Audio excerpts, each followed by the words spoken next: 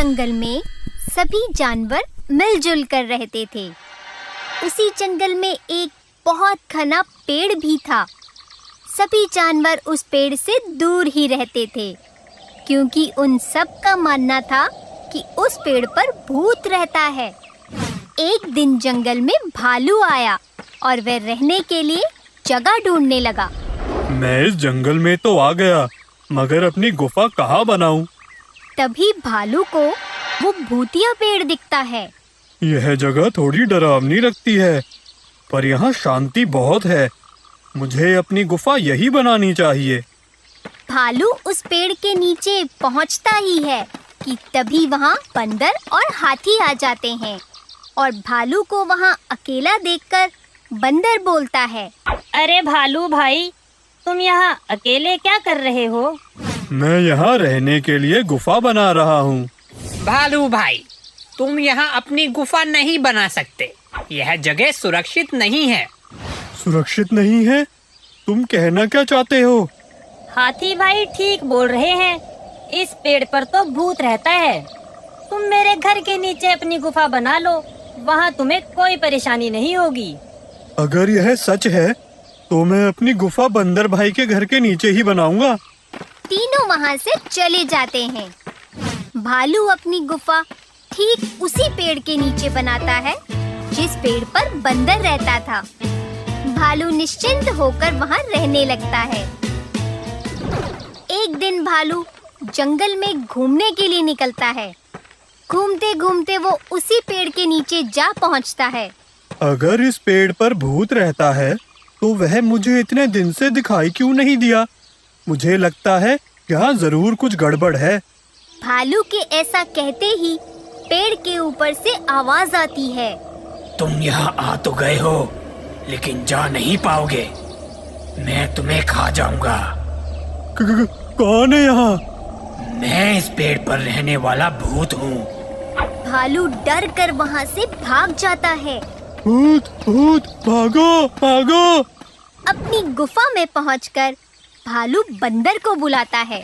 अरे भाई, क्या हुआ? क्यों चिल्ला रहे हो?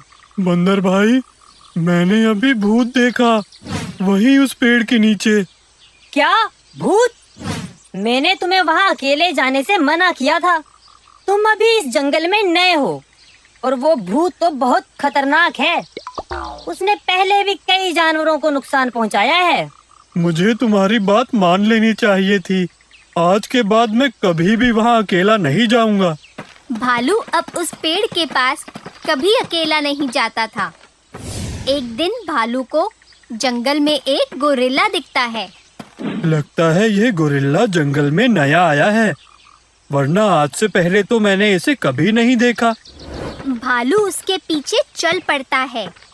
कुछ दूर जाने के बाद भालू देखता है कि गोरिल्ला उसी पेड़ पर चढ़ जाता है जिस पेड़ पर भूत रहता है।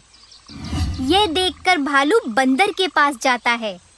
बंदर भाई, मैंने अभी अभी एक गोरिल्ले को भूत वाले पेड़ पर चढ़ते हुए देखा। शायद वह इस जंगल में नया है। पर गोरिल्ला को तो उसकी दुष्टता के कारण काफी समय पहले इस जंगल से निकाल दिया गया था। तो फिर वो जंगल में क्या कर रहा है और उस भूत वाले पेड़ पर क्यों चढ़ गया? क्या वो नहीं जानता कि उस पेड़ पर भूत रहता है? बंदर सोच में पड़ जाता है। वह समझ जाता है कि पेड़ के भूत के पीछे कोई गहरा राज छुपा है। बंदर रात को भूतिया पेड़ के पास ही एक पेड़ पर चढ़कर छुपकर चिल्लाता है, अरे वाह, बहुत दिनों के बाद किसी गोरिल्ले की खुशबू आ रही है। आज तो पेट भर कर खाऊंगा और यह गोरिल्ला तो मुझे देख भी नहीं सकता, क्योंकि मैं तो भूत हूँ। गोरिल्ला ये सब सुनकर डर जाता है। वह सभी जंगल के जानवरों को इकट्ठा करता है।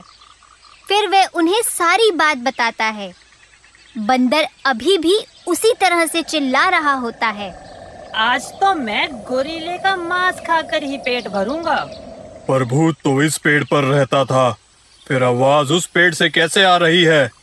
महाराज, पेड़ पर कोई भूत नहीं रहता। आपने मुझे जंगल से निकाल दिया था, इसलिए मैं इस पेड़ पर आप सबसे छुपकर रहता था। सभी जानवरों को मैंने ही भूत बनकर डराया था, जिससे कोई मुझे देख ना सके। लेकिन अब यहाँ सचमुच का भूत आ गया है।